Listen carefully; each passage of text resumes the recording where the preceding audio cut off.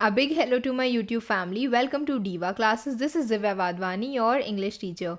Today we'll be solving book review, that is a part of competency focused practice questions of English language for class 12 ISC.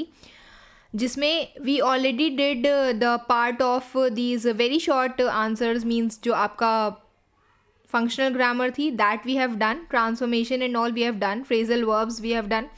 ठीक है, तो इसी का ही एक हिस्सा है जिसमें सबसे पहले डायरेक्टेड राइटिंग में we'll be taking the part of book review today. इसके बाद report writing is there and examples of proposal writing is also there. ठीक है, 2 ऑफ देम आर देयर. तो ये भी हम लोग सॉल्व करेंगे. As of today we are going to solve book review, जिसमें this is of 15 marks each. ठीक है, then there you can write you have to write an interesting fictional book, मतलब something that is not based on true story, it is based on imaginary things, and you have to write a review of it using the guidelines given below. आपको ये outlines दी होती हैं और आपको इसी के according एक बुक रिव्यू बनाना होता है.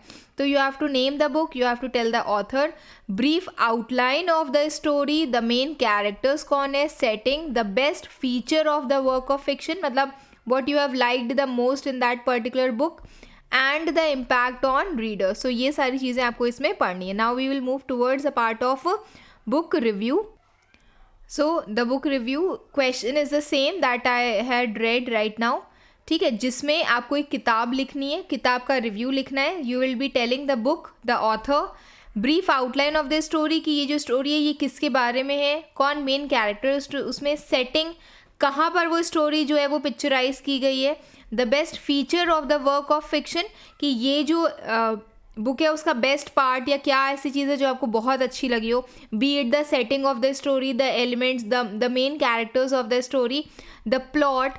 ठीक है, एंड उसका इम्पैक्ट ऑन रीडर्स, और इसके साथ आता है रिकमेंडेशंस कि मतलब क्या आपको लगता है कि आप इस बुक को किसी और को रिकमेंड कर सकते हो या नहीं. तो the book that I have taken today is the midnight library, that is given by Matt Haig, and it is a book of it, मतलब it is a kind of fantasy और philosophy that we can take here.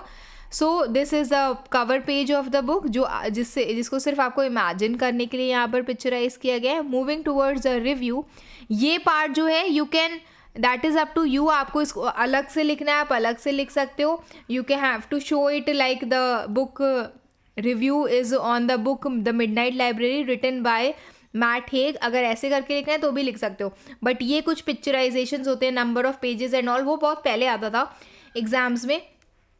तो ये ऐसे करके you can make it points wise also, और उसके बाद अपना मेन पैराग्राफ शुरू कर सकते हो. अदरवाइज आप इसको ऐसे भी लिख सकते हो. There is no specific format given for book review. ठीक है, given by the council for book review, तो आप इसको लिख सकते हो जैसे भी.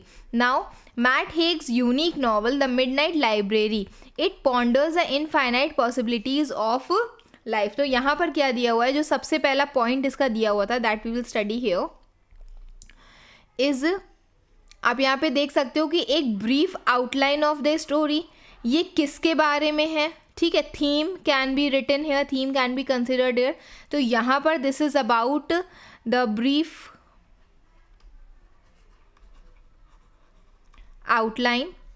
The midnight library ponders the infinite possibilities of life. It is about a young women. अब ये किसके बारे में, ये एक यंग वुमेन के बारे में, दैट इज़ नोरा सीड. अब ये कौन है, ये उनका कैरेक्टर्स हो गए.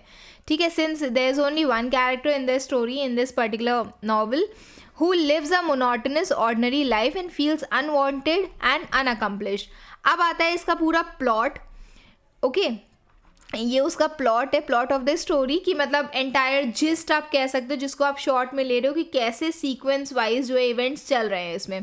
तो her despair reaches her a peak and she commit suicide. ये जो स्टोरी है इसमें देयर वॉज अ गर्ल जो स्टार्टिंग में जस्ट बिकॉज कि she was upset she commit suicide, पर स्टोरी जो है वहीं ख़त्म नहीं होती है. शी एक्सपीरियंसेस वेरियस वेज कि अगर उसने वो डिसीजन ना लिया होता तो उसकी लाइफ कुछ और तरीके से होती. And she finds her self in a place that is called the midnight library.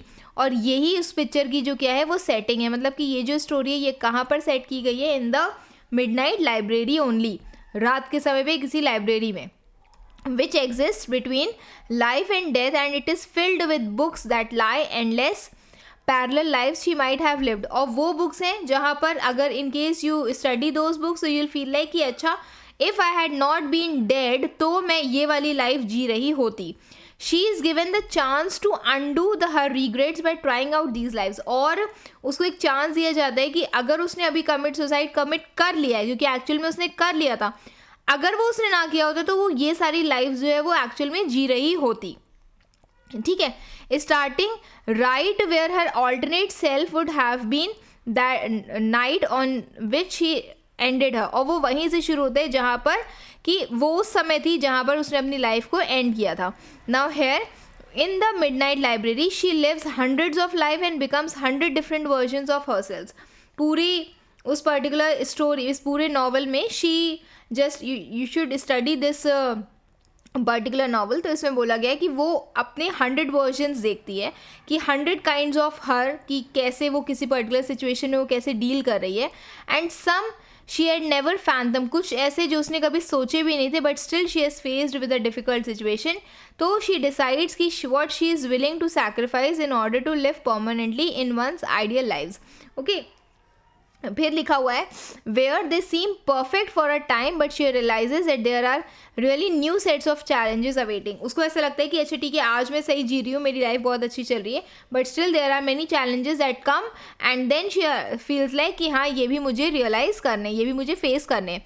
Her Nora's exploration of herself is captivating as she attempts to discern or see what is really important in life. Finally उसको ये समझ में आ जाता है कि okay this is the main thing that I should go for it, I should not end my life there only.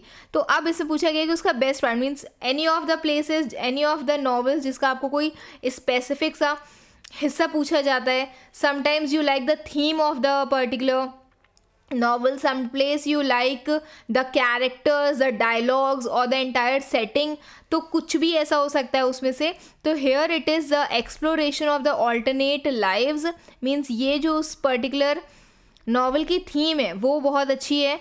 ठीक है. And the profound realisation that Nora gains about the importance of appreciating her current life, और वो चीज़ कि Nora should have not discontinued her life but still she should have lived her life and continued even with its flaws. भले उसमें बहुत सारी कमियां थी in the life. Okay, rather than dwelling with regrets and chasing imagined better version of herself, उसको specially ये चीज़ देखनी चाहिए थी कि हाँ उसको वो जो लाइफ है वो लंबे समय तक जीनी चाहिए. She should have lived that life that is a gift from God. Then this is often highlighted through the poignant and reflective nature of different life scenarios जो वो एक्सपीरियंस करती है. तो यहाँ पर उसको ऐसे ही शो किया गया. अब पूछा गया है इसमें कि लेट वी मूव टूवर्ड्स जो मेन कैरेक्टर्स थे वो हो गए. ठीक है. फिर बेस्ट फीचर आई टोल्ड कि whatever be the main things. Then impact on the readers. अगर आपको कुछ इसके बारे में बताना है तो what you will tell about the particular book और द नॉवल. तो this novel is well written. हाँ, this novel is well written and thought provoking. ये सोचने वाली चीज़ पर हम लोग को लेकर के जाते हैं जहाँ पर हर नोराज इमोशंस डीपली पोर्ट्रेड, कैसे वो पोर्ट्रे किए गए हैं उसके इमोशंस, एंड आपके ऊपर यू आर द रीडर ना, तो आपके ऊपर उसके क्या आए particular impact. I was captivated by the depth of his story telling, the author. Overall, I enjoyed it very much, means the Midnight Library. Character development, setting, plot is engaging, मतलब कि जैसे ये स्टोरी आगे बढ़ती है in a chronological order वो बहुत ज़्यादा engaging है. While also discussing the important themes that is mental health. तो ये सारी चीज़ें बहुत important है उसमें, बहुत engaging है as a reader. फिर बोला गया है I would recommend कि Midnight Library जो है to whom, to all those teens and adults alike, मतलब कि हाँ दोनों को मैं I am equally recommending it. And it's short, बहुत ज़्यादा बड़ी नहीं होती. It's worthwhile read that you will get thinking and have you on the edge of your seat. You will feel like you मतलब what beautiful thing you are experiencing, and it may just awaken you to how much unlocked potential you have. और हो सकता है कि इससे आपको ये पता चल जाए कि आपके अंदर कितना ज़्यादा अनलॉक्ड पोटेंशियल है, टैलेंट है, that you can do anything in your life even without being judged और without thinking of the wrong things और the sadness you have in your life. Okay, तो this is the entire book review जिसके बारे में आप जान सकते हो, पढ़ सकते हो, इवन बुक पढ़ सकते हो. I will be sending you this PDF on Telegram. ये उसका इम्पैक्ट है, जो लास्ट 2 पैराग्राफ्स हैं ये इम्पैक्ट प्लस रिकमेंडेशन है. Recommendation I put because recommendation usually पूछी जाती है, इसमें नहीं पूछी गई है, वो और चीज़ है. ठीक है, कैरेक्टर्स के बारे में even one of the dialogues पूछा जाता है, कोई इंसिडेंट अगर उस पर्टिकुलर बुक में हुआ है, कोई सी स्टोरी का एक छोटा सा हिस्सा पूछ लिया जाता है. तो ये सारी चीज़ें you need to study here. फिर this is about 369 something words थी, तो 350 वर्ड्स की है. You have to write it as 250 words. ठीक है, 250 वर्ड्स में आपको इसको लिखना होता है. मैक्सिमम 250 वर्ड्स, 200-250 वर्ड्स में ये होनी चाहिए. यहाँ पर मेरी स्टोरी बड़ी थी because I need to explain you all also कि बुक जो है वो इस चीज़ के बारे में. आप उसको कर्टेल कर सकते हो अपने according. You can take any other book you have studied, but वो जो किताब है वो कहीं से भी आपकी किसी भी कोर्स बुक से रिलेटेड नहीं होनी चाहिए.